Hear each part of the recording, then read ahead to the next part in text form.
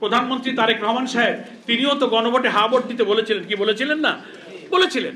তা আপনি নিজে ভোট দিলেন হাতে, তার অর্থ 84টি পরিবর্তনের ব্যাপারে আপনি হা বলেছেন, আইনমন্ত্রীও বলেছেন, স্বরাষ্ট্রমন্ত্রী বলেছেন। এখন নিজের দেওয়া ভোটকে আপনি অস্বীকার করবেন, ইগনোর করবেন? এটা কি ধরনের দ্বিচারিতা?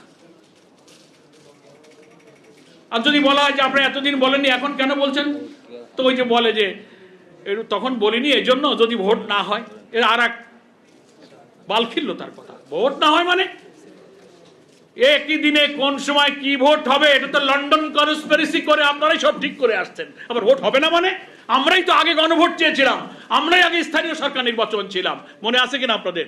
ওনারাই সেটা হতে দেননি। ফলে এই সমস্ত কথা বাংলাদেশের মানুষকে আর ভুল বুঝানো যাবে না। ওনারা এই কারণেই জুলাই সনদকে এড়িয়ে যাচ্ছেন যে জুলাই সনদের পুরাটা মানলে প্রধানমন্ত্রীর অসীম ক্ষমতা থাকবে না। প্রধানমন্ত্রী যা ইচ্ছা, হাসিনার যা ইচ্ছা তাই করেছে, ক্ষমতাসীন দলের প্রধানমন্ত্রী সেই ক্ষমতা তার কাছে রাখতে চায় বলে তারা জুলাই সনদকে অ্যাভয়েড করছে।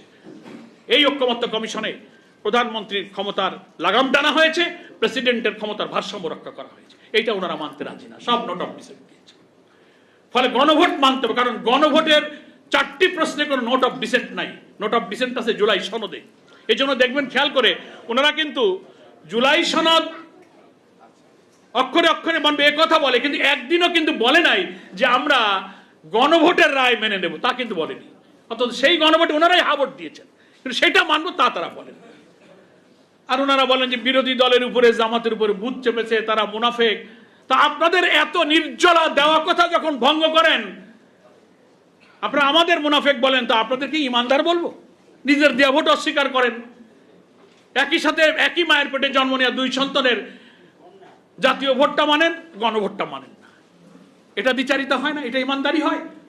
এগুলো আর না হলে বলেন পার্লামেন্টে এসে দাঁড়িয়ে যে হ্যাঁ আমরা গণভোটে হাতে ভোট দিতে বলেছিলাম, ভুল বলেছিলাম, আসলে আমরা নিজেরা হাতে ভোট দিই নাই। এটা বলেন পার্লামেন্টে, সত্য কথাটা বলেন সাহস থাকলে। কিন্তু আমরা হাতে ভোট দিইনি তাই গণভোট মানি না, তাও তো বলবেন না।